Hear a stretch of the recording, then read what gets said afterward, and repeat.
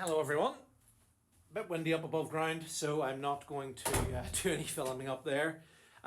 This is the first time I have been in the post since, I think, December.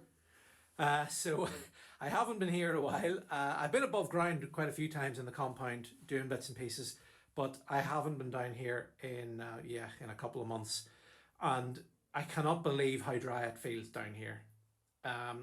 February in Northern Ireland was one of the warmest on record, but my goodness, it was wet. It was really, really wet, and it was really, really stormy, and the post has survived remarkably unscathed.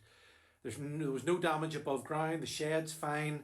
Down below ground is bone dry, and it feels dry. I checked the RUVI sensor, the little temperature monitoring, humidity monitoring sensor when I came down, and it's currently 9 degrees down here.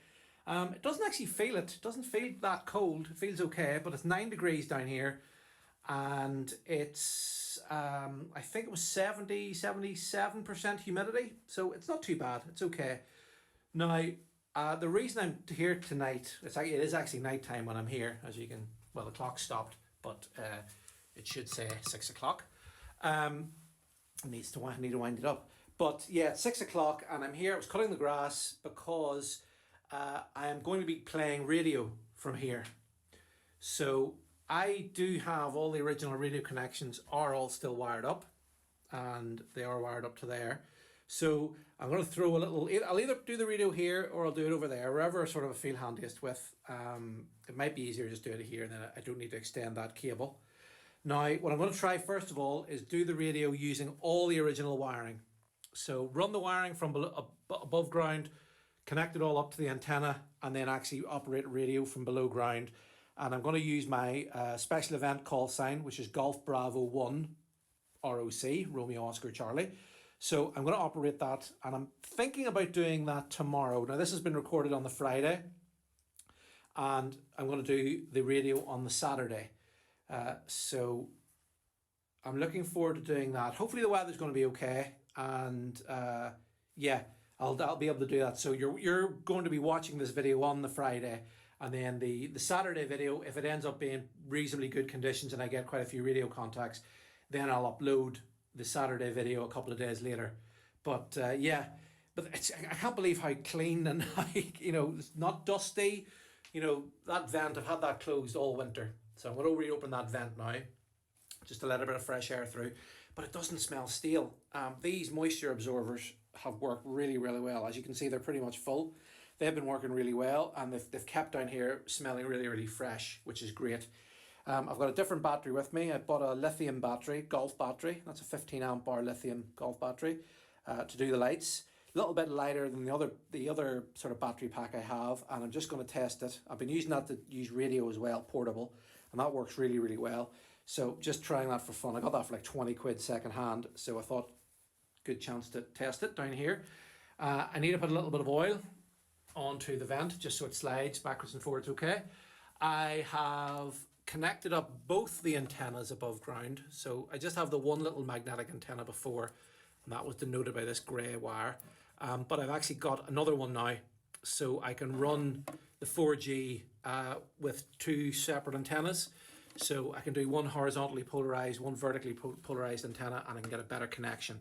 So as you can see there, I think that's in 4 bars, just about 4 bars. Yeah, I'm getting there. So I'm getting a really good 4G connection. I've already tested it with YouTube and things like that there, working absolutely fine.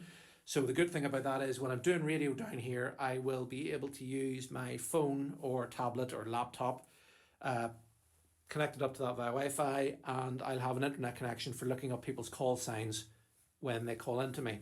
So I'll be doing HF radio from down here.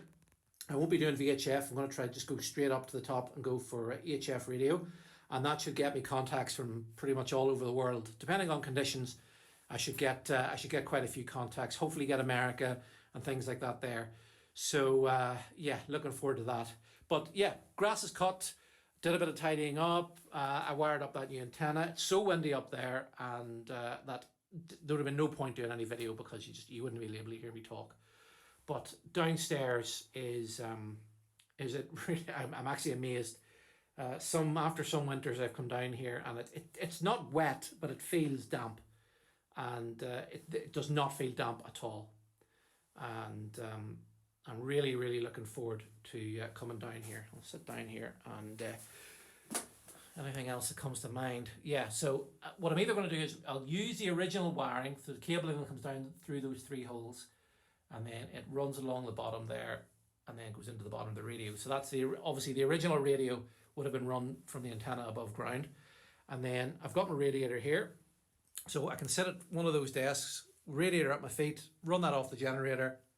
I'll probably run the radio off a battery just to avoid any noise from the generator. And yeah, that'll be really nice. Now, if I can't get this, well, I can't get it to work, put it that way, but I'm going to lose a little bit of signal joining cables together.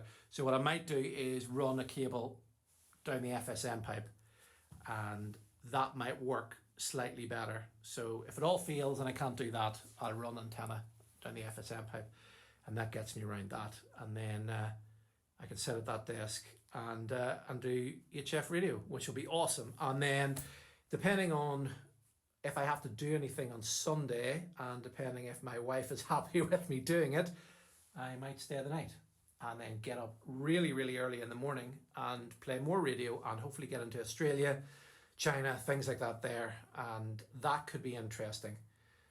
Now, I'm planning to possibly stream some of it. I'm not 100% sure at the moment. I might stream some of it, but I'll definitely record video. I'm definitely going to be recording video of me setting up all the antennas and setting up all the equipment down here.